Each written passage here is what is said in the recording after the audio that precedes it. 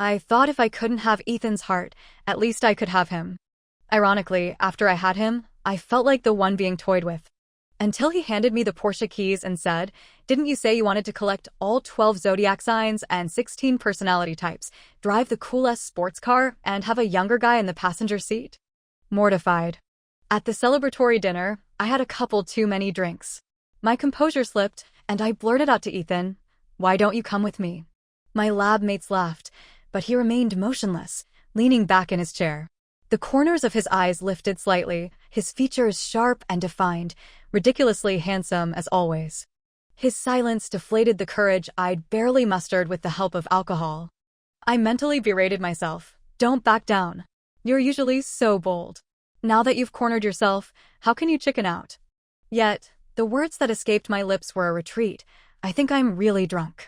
Unexpectedly, he gently tilted my chin up and murmured, "Me going with you is a no.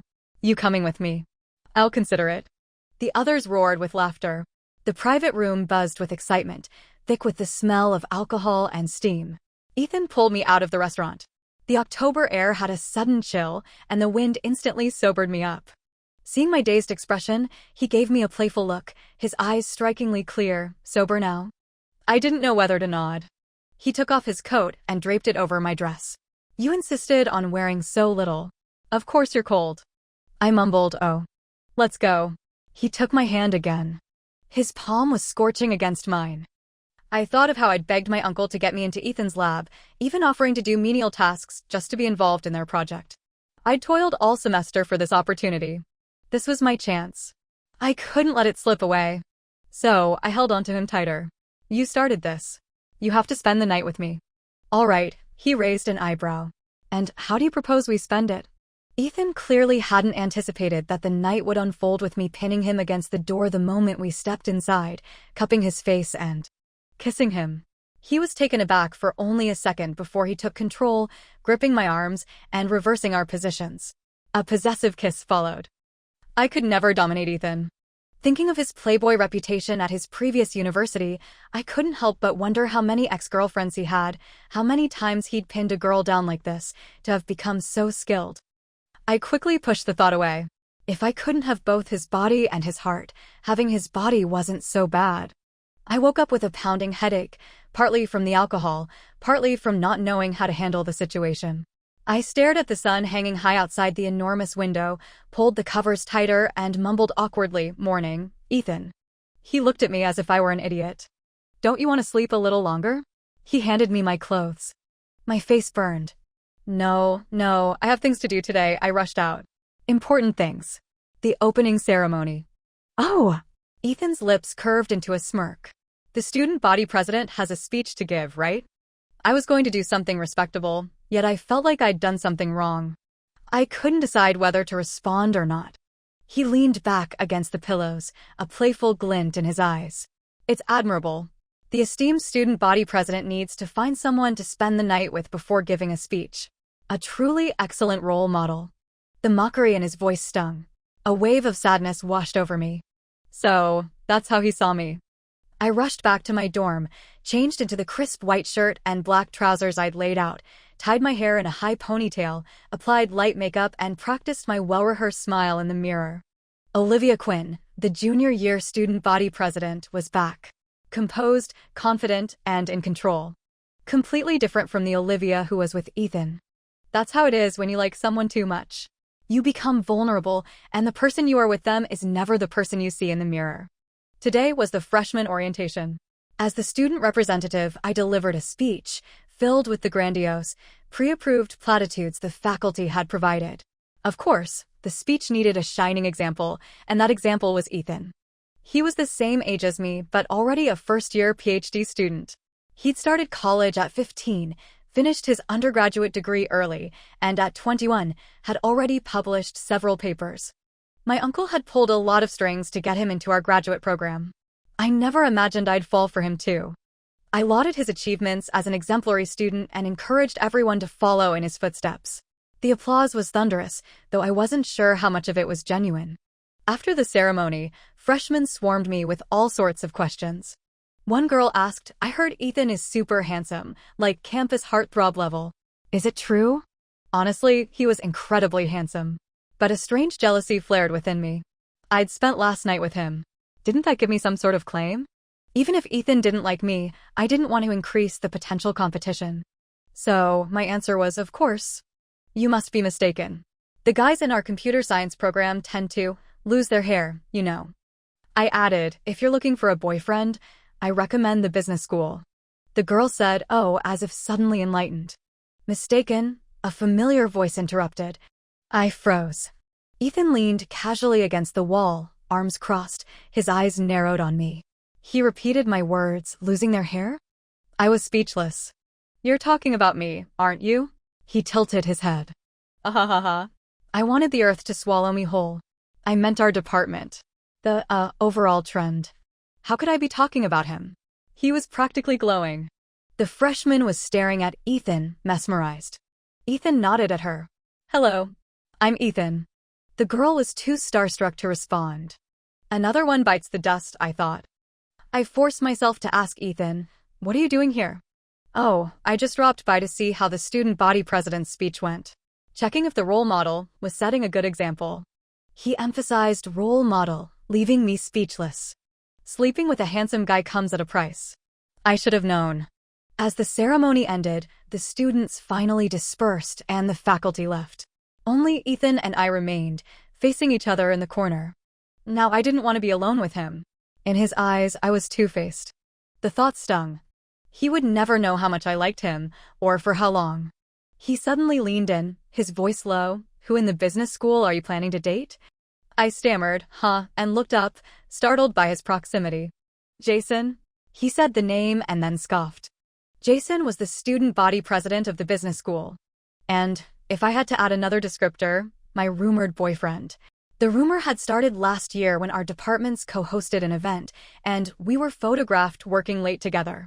Now, mere inches separated my face from Ethan's. I could feel the blood rushing to my head, my thoughts scattering. I couldn't form a coherent explanation. Suddenly, those few inches disappeared. Ethan kissed me. He pressed me against the wall with one hand, enclosing me in a small space, my body flush against his. This kiss was just as possessive as last night's. He took over, leaving me no escape. Don't. I didn't realize how soft and breathy my voice sounded, like a plea, but more like an invitation. By the end, I was limp in his arms. So, Ethan asked, how does he compare to Jason? I haven't kissed him, so I wouldn't know. I turned my head and bit my lip. His eyes darkened at my response. He gripped my chin and kissed me again, my breath catching in my throat. Just before breaking away, he nibbled my lip gently and whispered in my ear, after your classes this afternoon, pack a bag. I'll pick you up at your dorm. I wanted to refuse, to say, if you think I'm so terrible, then let's not do this anymore. But my chest ached, and the only word I could manage was, okay. I couldn't say no to him. I never thought I'd be called out on the university forum by a freshman. She claimed Olivia Quinn, the computer science student body president, was a liar. Ethan was devastatingly handsome, yet I'd said he wasn't attractive and was losing his hair. I shamelessly replied, that's to prevent you all from being distracted. The freshman responded with a long string of ellipses. I felt a surge of satisfaction. Ethan seemed to have a radar for my online activity. Barely 2 minutes after my reply, he sent me a screenshot. Image. Distracted? You consider me a distraction? I could sense his displeasure through the screen and quickly typed, poor word choice, poor word choice. I meant, obsessed with your beauty. Ethan. A moment later, he replied, oh, so you're obsessed with my beauty? How was I supposed to answer that? Admit it or deny it? As I rolled around on my bed, agonizing over the dilemma, my phone buzzed. I had to admit, the haptic feedback was really nice. Anyway, Ethan sent another message. I'm here. Come down. I scrambled to grab my bag and hurried downstairs. He leaned against the white wall outside the dorm, dressed simply in a white t-shirt and faded blue jeans. He held his phone in one hand, the other casually tucked in his pocket. Seemingly sensing my approach, he looked up, his handsome features framed by strands of hair falling across his forehead. Such simple attire on such a captivating man. Obsessed with your beauty was indeed an understatement. Although it wasn't just his looks. But it was better if he didn't know that. I'd rather he thought I was shallow than think I was just looking for a casual hookup. He leaned closer, his voice low. I was actually thinking of taking you to a movie or doing something fun. But since you're obsessed with my beauty, why don't we skip to the main event? My ears burned. He tilted my chin up with his fingertip, then playfully scratched it, like teasing a cat. I was lost. Completely and utterly gone. The night was a blur. By the end, I wasn't even sure I was fully conscious. Ethan whispered in my ear, asking if I liked it, if I was satisfied, and I could only cry out yes, yes, yes. But he was utterly shameless, murmuring against my skin, but I'm not satisfied yet. What should we do about that? This didn't seem to fit the stereotype of the gentle engineering student. This guy was a natural flirt. Finally, I drifted off to sleep in his arms, soothed by his warmth. He seemed to be saying something to me, but I couldn't hear it. I was awakened by a call from the hotel reception, asking about checkout. I realized it was already 11 o'clock. I'd slept completely through my usual waking hours. The familiar warmth beside me was gone. Ethan had left without me knowing. Confusion and a sense of emptiness washed over me, followed by a sudden, jarring clarity. No matter what I said, our relationship had started on shaky ground. He probably categorized me as a one-night stand. My head spun, and a familiar ache spread through my chest. He didn't know how I felt, and I, in my efforts to get close to him, had completely ruined everything. I dragged myself back to campus, barely paying attention in class, and even less so during the evening student council meeting. It wasn't until the arts department representative called my name several times, Olivia, that I snapped back to reality. We were just discussing the additional $5,000 budget request for this year's arts festival. Do you think you could approve it? Oh, send me the budget proposal. Our department can cover that. Great. There's one more thing, and we really need your help with it. What is it? The student affairs director wants the graduate students involved this year, so the grad school has to put on a performance. We thought if Ethan would agree to perform, it would be a huge draw for the festival. Could you talk to him? I paused. Why does it have to be me? You can contact the graduate school directly. The representative gave me a knowing look. We all saw that post on the forum. Ethan himself replied, "One word from you is worth 10 from us." My heart sank, and I immediately opened the forum on my phone. Ethan's reply was impossible to miss. Inside joke. Don't mind us. My mind went blank. I couldn't decipher what Ethan meant. I racked my brain, but I couldn't ask him directly. I had a feeling I knew what the answer would be, but I couldn't bear to face it. Still, I had to admit, I was under Ethan's spell and couldn't break free. After much deliberation, I decided to contact him under the guise of official business. I sent him a message, "Are you on campus?" He replied instantly with a question mark. "I need to talk to you about something official. Orders from the student affairs director." I invoked the highest authority I could think of. Ethan responded with a location pin, City C. I stared at it, dumbfounded. City C was a 50-minute high-speed train ride from City A, where our university was. He'd left town? He then sent a poster for an information engineering and science conference, taking place in City C. It all clicked into place. Didn't I tell you last night? You even said I heard you. You forgot as soon as you woke up. I was stunned. I vaguely remembered him whispering something in my ear last night, but I'd been so sleepy, I'd barely registered it, let alone my own response. So that's what it was. He hadn't just left without a word. The courage that had been drained from me returned, along with a flicker of unexpected sweetness. Maybe I was imagining it. Ethan, so, what did you want to talk about? I quickly explained the arts festival situation. Ethan, Ethan, why don't you come to City C? Me, huh? Ethan, if you come, I'll consider it. I could practically see his mischievous grin through the screen, that slightly roguish, devastatingly handsome smile. I had to admit, I wanted to go. I really wanted to go. I bought a same-day train ticket. When I arrived at the City C station, he sent another location pin, the Ritz-Carlton. My cheeks flushed at the sight of it. I collected my key card from the reception and rode the elevator up to the executive floor, my heart pounding. I knocked on the door. Ethan opened it languidly, fresh from the shower, clad in a white bathrobe, water dripping from his hair. His lazy expression did little to diminish the sharp angles of his face and the intensity of his gaze. I swallowed hard. He chuckled and tilted my chin up, brushing his lips against mine. Nice lipstick today, he murmured. Is this, what do they call it, mauve? My mind raced. No straight guy knew what mauve was. Where had he learned that? An ex-girlfriend? Or maybe someone who wasn't even an ex? After all, I wasn't his current girlfriend either. Yes, I had meticulously chosen my outfit and spent ages agonizing over the right eyeshadow and lipstick, but I didn't want to hear that. He ushered me towards the bathroom. He drew the curtains, plunging the spacious suite into a dim glow, illuminated only by slivers of sunlight peeking through the gaps. I sank into the plush bed, feeling his lips on mine. But this time, something shifted within me. It was as if I had been dreaming ever since that first night, and now I was finally awake. I cupped his face in my hands. He was beautiful, brilliant, and he didn't like me. The intensity of my gaze seemed to unsettle him.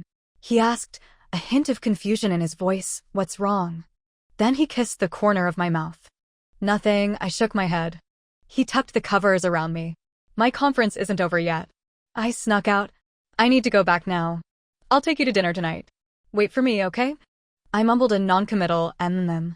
After he left, I sighed and pulled open the curtains, letting the sunlight flood the room. Now I was truly awake.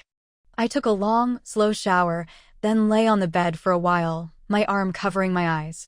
Then, I abruptly sat up, booked a train ticket, grabbed my bag, and headed back to City A. That evening, Ethan called. "Where are you?" he asked. "I'm back at school," I said flatly. Something came up. There was a pause, then he asked, "You're not in City C anymore?" Familiar voices echoed in the background, his lab mates. "What's going on? Didn't you say she was here? Aren't we having dinner together?" Something came up, Ethan replied. "Student government stuff. It's busy." He covered for me. So, the dinner was with his lab mates. Of course.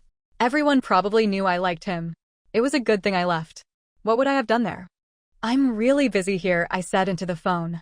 "I have to go. You go ahead with your dinner." Ethan seemed taken aback. I counted to 5 and hung up. Over the next few days, Ethan sent a few messages. I replied politely, but distantly. He must have sensed my withdrawal and stopped contacting me.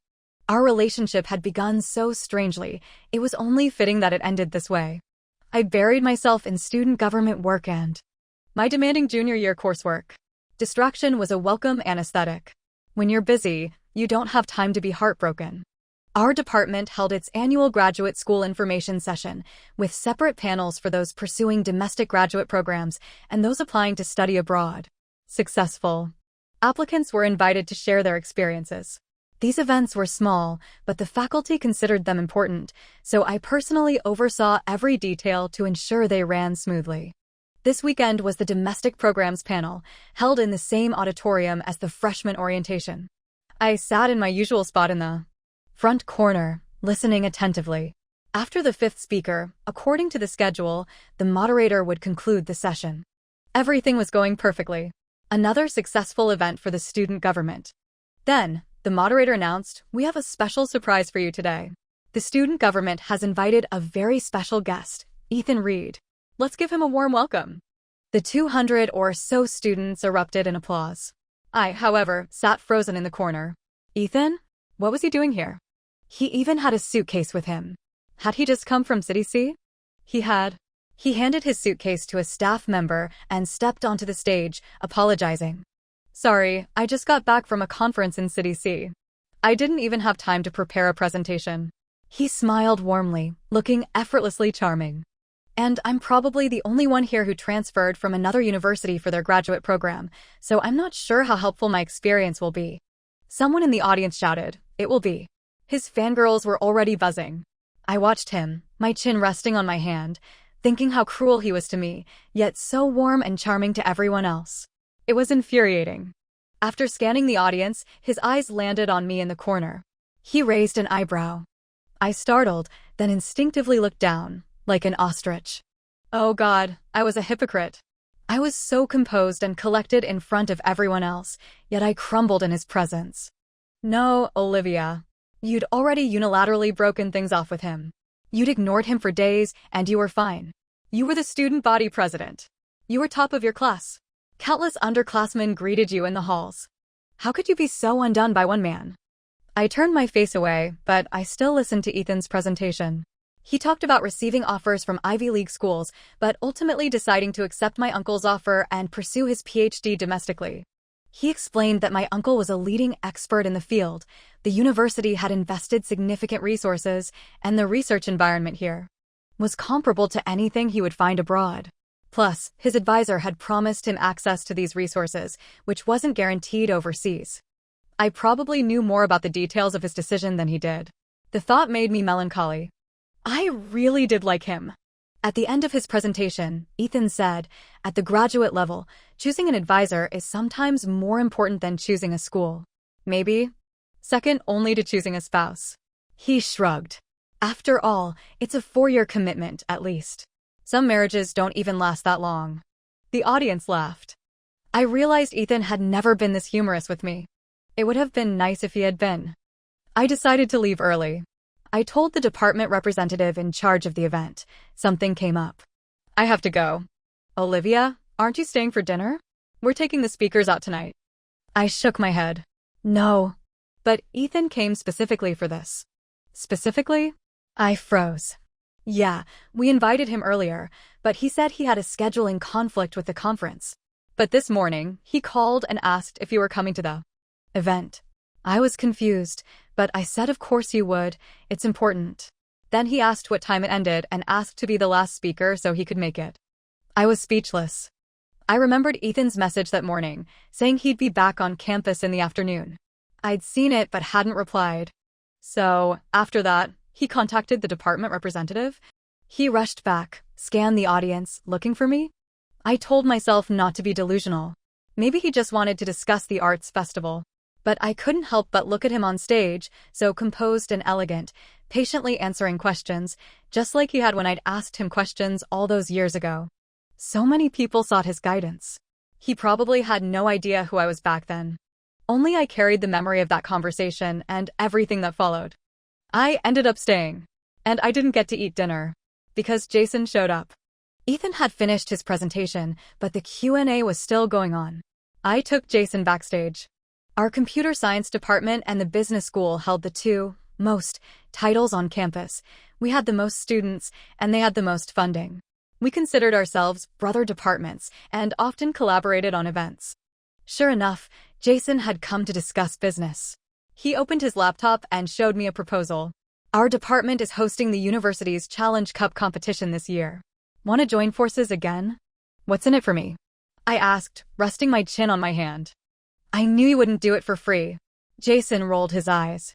If you help, we'll list both departments as co-hosts, and we'll both get extra points for the annual student government evaluations. Sounds good, I nodded. The font size on his proposal was tiny, and my vision wasn't great. I had to lean in close to his screen. Just then, I heard a knock. I looked up towards the door. It was open. The knock was just to get our attention. It was Ethan.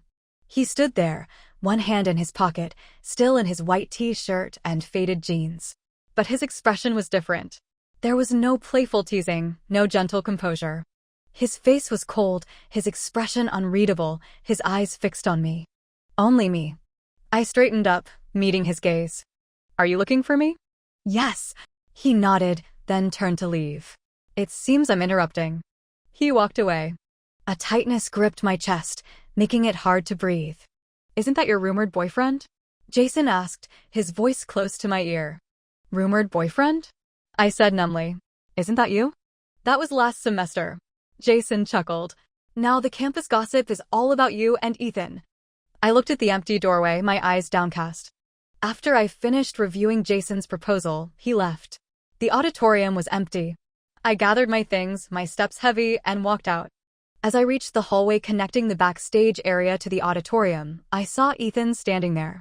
He leaned against the wall, hands in his pockets, staring at the ceiling. Hearing my footsteps, he turned towards me, his expression still indifferent. Were you waiting for me? I asked. He nodded. I had a bad feeling about this. The last time we stood in this hallway, during freshman orientation, it had been just like this. Everyone gone, just the two of us. He'd pressed me against the wall, kissed me, whispered words that made my cheeks burn and my heart race. But this time, he didn't come any closer. He kept his distance, leaning against the wall, his head turned, looking at me with an impassive expression. I felt like I was on trial. Olivia, are you done playing your games? I froze. Why would he say that? Another notch on the bedpost. The length of the relationship doesn't matter. You. He didn't give me a chance to speak. He turned and walked away, leaving me staring at his retreating figure, unable to utter a word. Why would he say that to me? He waited for me, waited until everyone was gone, just to say those words? And I had been so naive, thinking he'd rushed back to City A, to this event, for me. I realized that it was truly over between us. It was a fitting end to such a dysfunctional relationship. But as the reality sunk in, tears welled up and spilled down my cheeks. This wasn't like me. That night, I took the student council officers out for barbecue, announcing our collaboration with the business school on the Challenge Cup competition. We would select the best projects to represent the university at the regional and national levels, bringing home trophies stamped with the Ministry of Education seal. We would secure our place as the outstanding student government of the year. The officers cheered, opening bottles of beer. The clinking of glass filled the air, creating a lively atmosphere. I laughed and joked along with everyone, but I felt a hollow ache in my chest, a profound sense of loneliness amidst the crowd. Some people hated the student government's bureaucratic culture. I hated it too. When I ran for president, I promised to change things, to do away with the mandatory drinking, to prevent officers from using their positions for personal gain, to ensure student leaders prioritized their studies. So, during our late-night outings, those who wanted to drink could, and those who didn't could have juice. The department representative, still buzzing from the success of the information session and the praise he'd received, grabbed my arm. Olivia, I love working with you. Seriously. Did you see the comments on the official WeChat post? Everyone's praising us. Really? I smiled. Let me have a drink with you to celebrate. Cheers. He clinked his bottle against mine. Somehow, I ended up doing a round of toasts with everyone. First the vice presidents, then the department representatives. I filled my glass. Again and again, talking about work, about the absurdity of bureaucratic procedures, about our accomplishments, and our goals for the year. At first, everyone was having a good time. But somewhere along the way, my head started to spin. One of the vice presidents pulled me aside. Olivia, what's going on with you tonight? You're drinking so much. This isn't like you. I'm happy, I said, and took another swig. I wasn't happy at all. Numbing myself with alcohol was stupid, but I figured I'd done plenty of stupid things lately. One more wouldn't make much difference. Ethan's face kept flashing through my mind, his sharp features, his arched eyebrow, the way his fingertips felt against my chin. Every detail was vivid, as if it had just happened. Then I saw his face before me, as handsome as ever, but his brow furrowed in a frown. I reached out and touched his face, frowning too. Am I hallucinating? He glared at me. Don't be so mean, I mumbled, pouring myself another drink. Even my hallucinations are mean to me. He really doesn't like me. So gentle with everyone else, and I'm his junior too.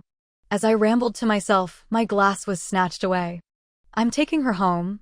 Ethan's voice rang out beside me, firm and not directed at me, it seemed. Then he hoisted me over his shoulder, and the people around me helped steady me. Traitors. I woke up the next morning with a splitting headache. This was a real hangover, worse than any I'd experienced before. Slowly sipping alcohol and chugging it produced very different results.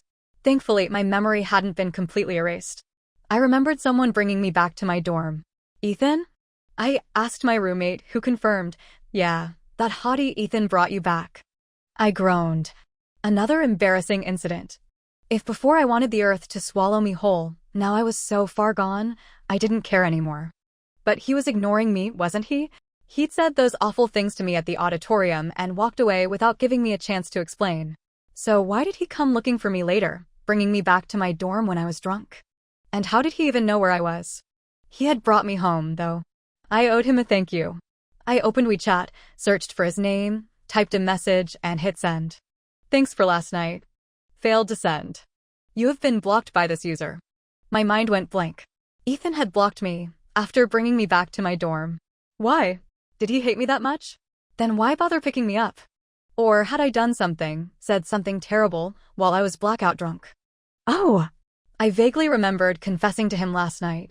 So, He finally knew how I felt, and he blocked me to avoid me. I sat there, stunned, then searched for his name again. We were in a few WeChat groups together, all related to the lab. I left them all. Finally, I opened Jihu, my anonymous account with 0 followers. I followed one person, and it was mutual. I clicked on the one. It was Ethan's account, his real name, with hundreds of thousands of followers. His education credentials were clearly listed, from his undergraduate degree at Z University to his current PhD program at a university, specializing in information engineering. He was a recognized expert in the field, with dozens of editor-recommended answers, roundtable discussions, and articles featured in Jihu's various publications. All his answers were insightful and technical. I opened our private message history. It started a year ago, a long exchange. I was a sophomore, working on my first research project, ambitious but clueless. When I hit a roadblock, I thought of Ethan. He was my age, in the same field, yet miles ahead of me. I'd bookmarked a ton of his answers, but had never interacted with him directly. Then, on a whim, I sent him a private message, asking for his help with my problem. He replied with a long, detailed explanation, practically walking me through the solution. He even provided a link to his paper on CNKI, suggesting I might find it helpful. I was incredibly grateful and thanked him profusely, even offering to buy him coffee sometime as a token of my appreciation, mentioning that I was at a nearby university. He was surprised and asked if I was at a university. He mentioned that he was in contact with a professor there, but hadn't decided if he wanted to pursue his PhD there. I almost jumped out of my skin. I asked which professor, saying I knew the faculty well and could offer some insider information. It turned out the professor was my uncle. My uncle pressured me to sing his praises, to tell Ethan he was a beloved mentor who not only cared about his students, but also helped them find love. I rolled my eyes, but I did it anyway. My only condition was that I got to work in his lab. My uncle readily agreed. And so, Ethan became my uncle's student, joining the lab early during the summer. I spent the entire summer break working in the lab, doing mostly menial tasks, even helping the graduate students with their expense reports. But I enjoyed it. I never told Ethan I was the girl who messaged him on Jihu. I'd been driven by selfish motives when I encouraged him to come to a university. And honestly, I hadn't realized how attractive he was. But my feelings for him weren't about his looks. It wasn't lust or even an obsession with his beauty. It started with his kindness, his willingness to help a struggling student. I fell for him then, and I was still falling. And now, I unfollowed him. The mutual connection became a one-way street. It was truly over. Or so I thought. The admiration, the longing, the memory of his lips on mine. The gentle kisses, the late-night embraces. It was all over.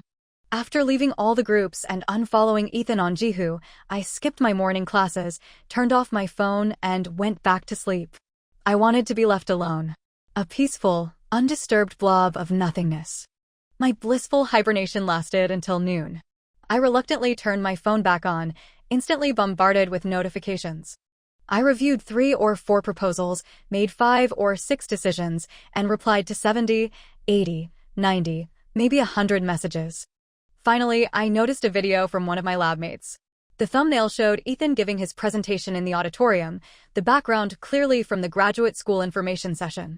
Underneath, my lab mate had written, "Saw this in the group chat. You left? What's up?" I carefully replied, "Sorry about that. I'm not involved in the project anymore, so I left. Also, why tag me? Just watch the video." I really didn't want to. Ethan was no longer part of my life. But I clicked play anyway. The background noise was loud. Someone in the front row must have recorded it. Ethan had finished his presentation and was answering questions. I hadn't heard any of this, so this must have been when I was backstage with Jason. After a question about networking with professors, the moderator called on a girl in the back. Wait, wasn't that the freshman who'd asked me about Ethan's looks and then accused me of lying on the forum? She asked, "Ethan, I wanted to ask, are you and Olivia dating?" "No," Ethan replied curtly. I shouldn't have watched this. Why would my lab mate send me this video? Had he posted it in the group chat? Was he trying to set me up? "Then can I ask you out?" The freshman's voice was a little louder this time. "No," Ethan smiled, "because I'm pursuing your senior." The auditorium erupted. The atmosphere reached fever pitch. Ethan calmly waited for the noise to die down, then added, "Let me be clear. I'm pursuing Olivia. I advise you not to compete with me." The person filming was practically shaking, the image blurring badly. I thought to myself that they really needed a phone with image stabilization. God, what was I even thinking? I was rambling. I closed the video, dazed, still processing what I'd just heard. My lab mate kept messaging me, his tone accusatory. Seriously, Olivia? If you're not interested in Ethan, your standards must be impossibly high. I didn't know whether to laugh or cry. I messed up, I quickly replied. I thought he didn't like me. How could you think that? Everyone in the lab knows he likes you. Really? Then why did he say those things to me? My roommates returned from class, just in time for lunch. The three of them started comforting Amelia, who'd just been dumped. I, the class skipper, was the fourth roommate. Chloe, our eldest, was indignant. That jerk doesn't deserve you. Let him and his perfect little princess be miserable together.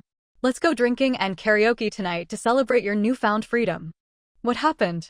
I asked. Sophia explained, Amelia's boyfriend cheated on her. This morning. Sophia turned to Amelia and hugged her. Remember what we said at our single ladies party? We're going to drive the hottest sports cars and have younger guys hop out of the passenger seat to say goodnight. Every time we add a new MBTI type to our collection, we get another tally mark on our little notebooks. Now you can start collecting again. I stared at them. Women say the craziest things when they're together, even if they'd never actually do them. And then it hit me. I remembered Ethan saying, another notch on the bedpost. Oh my God, how did he know about that? It had happened last semester. Our dorm was an anomaly. No one had dated freshman year. Our relationship status was the running joke of the department. Especially considering we were in computer science, with a 7-to-3 male-to-female ratio. In the end, with our walls plastered with academic achievement certificates, we became the laughingstock of the entire department. Then, at the end of sophomore year, Amelia finally got a boyfriend. We were ecstatic and threw her a single ladies' party at the karaoke place between a university and Z University, vowing to drink ourselves silly. Our alcohol tolerance was pathetic, though, and we were all tipsy pretty quickly. Chloe, the only one still somewhat sober, went to pay the bill. Amelia threw up, and Sophia and I were in the bathroom with her, trying to help her feel better. Drunk and giddy, we started making ridiculous pronouncements about how it wasn't. About how late we started dating, but about our lifetime achievements. We declared we were going to collect all 16 MBTI personality types, or all 12 zodiac signs, adding a tally mark to our little notebooks for each new conquest. The next day, sober and mortified, this became an inside joke. Luckily, it was just between us and we never took it seriously. Now, Sophia was bringing it up again to cheer Amelia up. So, could it be? Ethan had been there that night. I felt sick.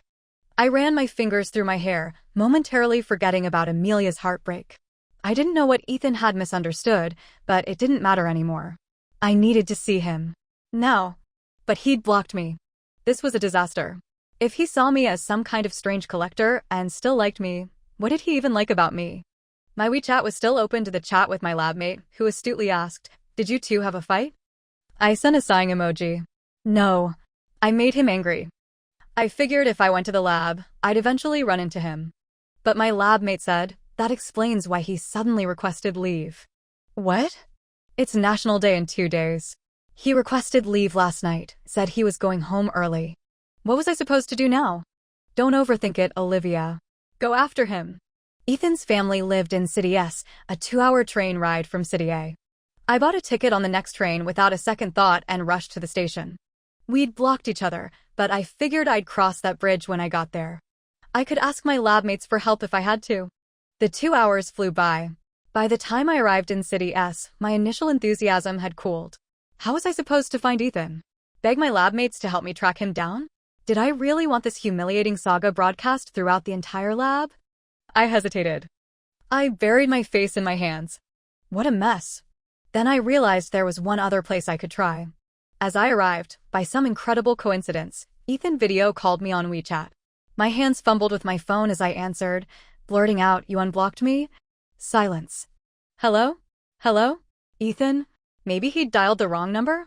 Olivia, stop yelling. His voice sounded strained, as if he had a headache. I shut up. He was silent for a few more seconds, then asked, seriously? You even unfollowed me on Jihu? So, he knew it was me. When did he figure that out?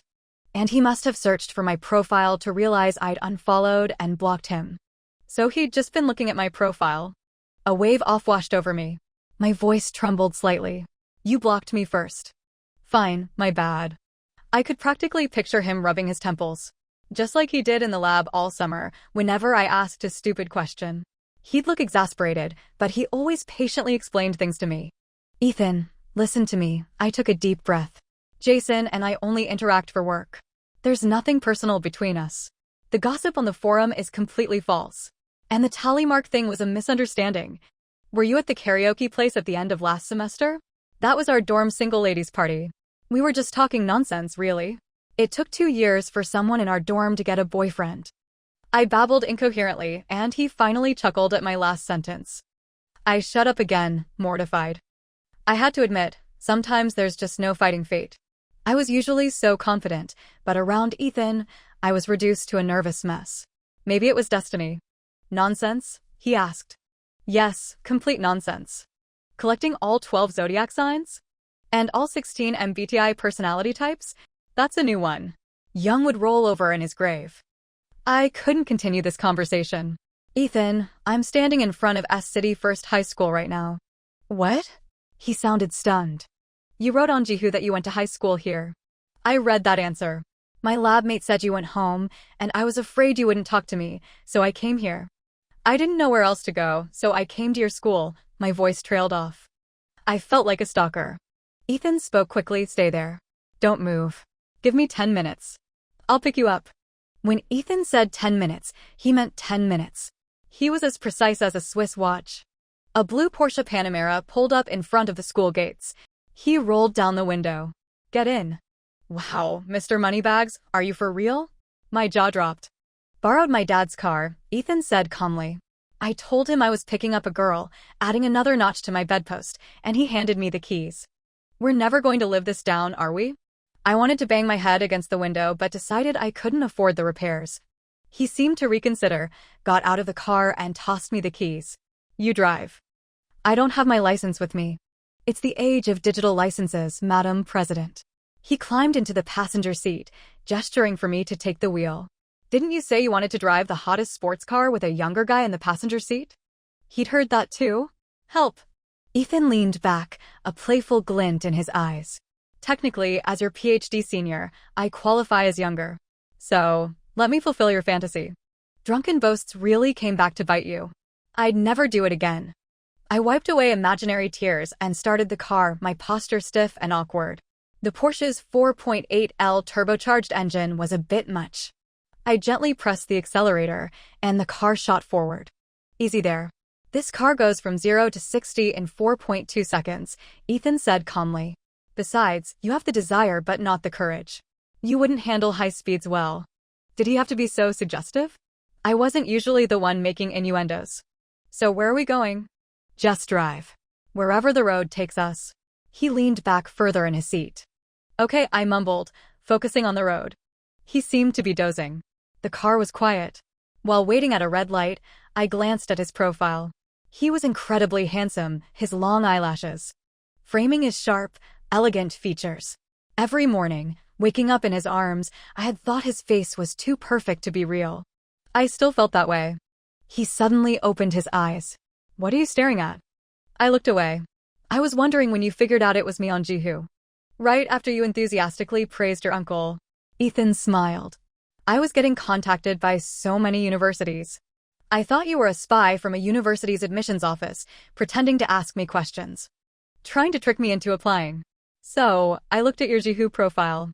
You hadn't answered any questions, but you'd bookmarked a lot of them, including 3 in a row about how to be a good student body president. Then I followed a university's computer science department's official account and saw the announcement about the student government elections. And your department's website had a summary of student research projects, listing which professors were mentoring which students on which topics. It was easy to find the project you'd asked me about on Jihu. Cross-referencing that with the student government announcement confirmed your identity. He was so smart. Don't look so horrified, Ethan said lazily. I'd done all that research, convinced you were a student government president and not an admissions spy.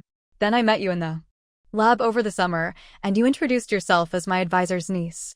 All that detective work, and I still fell into the spy's trap. Tell me, wasn't that a loss for me? Not really, I muttered, then asked, and then what? Then I knew your name, what you looked like. And then, at the end of last semester, our class had a graduation party. Your dorm's party was in the room next door. That's when I first saw you in person. I recognized you instantly. He seemed to be reminiscing. And then I overheard your grand pronouncements about collecting all 12 zodiac signs and having a younger guy in the passenger seat of your sports car. Stop. Don't mention that again. I wanted to cover my ears. Actually, I thought it was quite amusing. Ethan chuckled softly. Amusing? I stared at him. You're amusing. I searched for your name on the forum. There were legends about you everywhere. Besides the gossip with Jason, I saw the video of your inaugural address as student body president, where you vowed to change the student government culture, demanding academic excellence from all officers, forbidding department heads from exploiting their members, encouraging people to report any violations directly to you. It was adorably idealistic in a strangely quirky way. That doesn't sound like a compliment. I felt strangely embarrassed, even though the speech had been well received. It was a compliment. A sincere one. I'd never met anyone who could make such tedious work seem so appealing. So, it wasn't surprising that someone like you would make such bold declarations about collecting things. But I was just talking nonsense. I wasn't actually collecting anything. Ethan was silent for a moment, then looked at me. This summer, when you showed up at the lab, when you were so obviously trying to get close to me, I wondered if you were planning to make me another trophy. But I thought I should have a little faith in myself. I thought if I tried, maybe you'd actually like me for me. He smiled, a hint of sadness in his eyes. But sometimes, when you're falling for someone, you lose your confidence. You start overthinking things. Suddenly, so many things clicked into place. It seemed like Ethan always knew where I was, what I was doing. I posted on the forum, and he instantly sent me a screenshot. I attended the graduate school information session, and he showed up with his suitcase. I went out drinking, and he found me without any effort. He even knew what time my classes ended that day. He offered to pick me up. That couldn't all be coincidence. It was my fault. He reached out and ruffled my hair. My stupid pride. I should have just asked you. Instead, I sulked and got angry, and then I couldn't stay away. I felt tears prick my eyes. So that's how it was. He hadn't been playing games. We were both idiots, dancing around each other for the past month. Can we park somewhere? I asked. Because right now, I wanted to hug him. This boy, who patiently answered my questions, who spent time and effort on me, who saw me at my most ridiculous and still liked me. Maybe all that circling around each other had been a necessary prelude. This moment wasn't late. It was simply right on time. Ethan directed me down a side street and into the empty parking lot of S-City's Seaside Park. It was mid-afternoon, quiet and peaceful, surrounded by swaying trees. I took a deep breath, parked the car, and turned to him. He seemed to know what I wanted. He reached out, his fingers tilting my chin up, just like he'd done so many times before. Then he kissed me, a deep, lingering kiss. I had to admit, no matter how many times it happened, kissing Ethan always made me blush, my ears and neck burning. His fingers traced the lines of my jaw, his low voice rumbling in my ear, his warm breath sending shivers down my spine. This might be a little late, but I should probably ask officially. Olivia Quinn, student body president extraordinaire, would you be willing to make time in your busy schedule to be my girlfriend? His tone was teasing, and I realized that his previous nonchalance hadn't been indifference. He just liked to joke, and my insecurities had made me misinterpret everything. I have a question for you first, I said. Ask away. He raised an eyebrow, looking patient. How many ex-girlfriends have you had? I've never had a girlfriend, Ethan said. What? Impossible. Everyone at your school said you had tons of exes, that girls were constantly confessing to you. I protested. You're way too experienced to be a first-timer. And you're so what? He tilted his head, his smile widening. So skilled. I patted the steering wheel, trying to be subtle. A good driver. Definitely an expert. He chuckled and pulled out his phone, making a call. After a few rings, the other person answered, and Ethan put the call on speaker. Hey, Alex, what was my ex-girlfriend's name again? The person on the other end paused. Huh? When did you have an ex-girlfriend? Your rumors about my numerous exes are making things difficult with my current girlfriend. She's demanding details. Ethan said lazily. Whoa, you're off the market. Being a senior grad student really changes things, huh?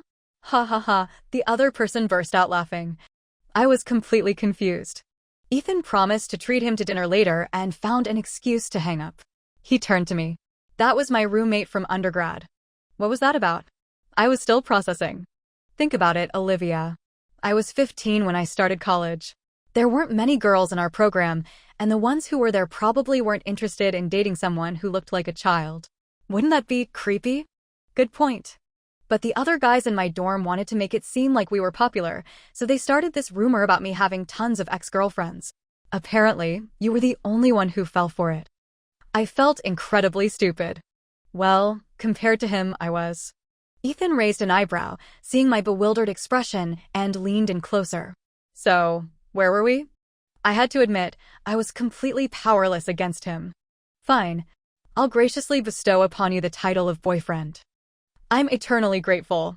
Ethan's smile was dazzling as he leaned in and kissed me, a soft, tender kiss that promised a future I hadn't dared to imagine. Bonus chapter, Ethan's perspective. The summer Ethan was preparing his graduate school applications, he met someone intriguing. Pursuing a PhD was a natural progression for him. Carving a small notch in the boundaries of human knowledge felt like his destiny. But he wasn't sure where he wanted to do it. Then he met Olivia. A sophomore, a bright student, but not a genius. Just dedicated and hardworking, which is why she was completely overwhelmed by her professor's research project. It was a complex topic, typically assigned to master's students. It was understandable that she was struggling. But Ethan knew exactly how to approach it. He was patient by nature. Besides, the most crucial step in the Feynman learning technique was explaining what you've learned to someone else, reinforcing your understanding in the process. So he meticulously replied to Olivia's private message, assuring her that it was a difficult project for an undergraduate student. He suspected the professor had simply assigned a graduate-level project to his undergraduates out of laziness. Undergraduate research was mostly for show, anyway. He didn't mention this to her, though. He didn't want to discourage her. He hadn't expected her reply to be even longer than his initial explanation. She thanked him sincerely, then asked a series of detailed follow-up questions. Ethan answered them all, and she mentioned being at a nearby university, offering to buy him coffee as a thank you. On a whim, he replied, "Are you at a university?" "I'm considering applying there for my PhD." That seemingly insignificant exchange sparked an unexpected enthusiasm in her. Was she a spy from the admissions office? His attempt to find out more about her only made things more interesting. He'd had a long-standing feud with the student body president of his own department. The guy thought Ethan was arrogant and uncooperative, refusing to participate in department events. Ethan, in turn, simply ignored him. They weren't the same kind of people. The student body president was focused on climbing the ranks of student government, using other students as pawns in his game. Ethan disdained that kind of ambition. Honestly, he found it embarrassing to be classmates with someone like that. Then he discovered Olivia, the adorably idealistic student body president. She was different. She stood before the faculty and student body and declared her intention to change the status quo, winning by a landslide, earning thunderous applause that lasted for minutes. The video of her speech had gone viral on a university's forum. Ethan watched it, and instead of closing it, he bookmarked it. Another whim. 2 whims, directed at a girl he'd never met. It was unusual. A university and Z University were rivals, separated by a single street, yet equally prestigious. They competed fiercely, but also collaborated occasionally, even frequenting the same karaoke place on that dividing street. The first time Ethan saw Olivia wasn't at the karaoke place, and it wasn't because of her bold declarations. He was simply walking down the street, across from a university's sports field, where a basketball game was taking place. When Olivia arrived, the game seemed to pause. "Hello, senior," and "Hello, president," echoed from the court. She just smiled, encouraging them, mentioning that she'd managed to secure the university gym for the finals and that half the department had signed up to watch. The players cheered and resumed the game with renewed energy. Ethan realized that the applause in the video hadn't been staged. Olivia was genuinely popular. And he found himself looking forward to attending a university. The first time Ethan officially met Olivia, he pretended it was their first encounter. Olivia pretended too, but he saw right through her act.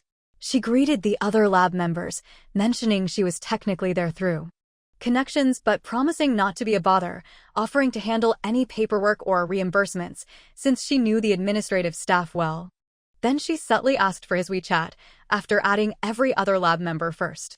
Ethan displayed his QR code. While Olivia scanned it, he suddenly asked, "Are you going to buy me that coffee?" It was a random, almost rude question, but she looked up, her eyes lighting up. "Can I?" "Yes, you can. Anything you want." Almost everyone in the lab could see that Ethan liked Olivia. Whenever she asked him a question, he not only answered it, but also gave her homework, ensuring she'd return the next day with more questions. When Olivia brought him a latte, explaining that Starbucks had a buy one get one free deal, he accepted it, saying, "Thanks. I actually prefer Americano." Then he waited for the inevitable Americano the following morning. During lab meetings, he'd say, "Olivia's not here yet. Let's wait for her," even though her presence was completely inconsequential to the actual meeting. But he wouldn't let anyone tell Olivia how he felt. He even bribed his lab mates with dinners to keep them quiet. Ethan admitted to himself that he was being ridiculous. Just like Olivia was ridiculous, but ridiculously endearing. Maybe they were a perfect match? The awkward academic and the idealistic student body president, it had a certain ring to it. Then, that night, Olivia, fueled by liquid courage, had declared, "Come with me." So, she made bold proclamations when she was drunk? He chuckled softly and replied, "Me going with you is a no. You coming with me? I'll consider it. But if it's you, you can do whatever you want." He'd tell her that later. The end.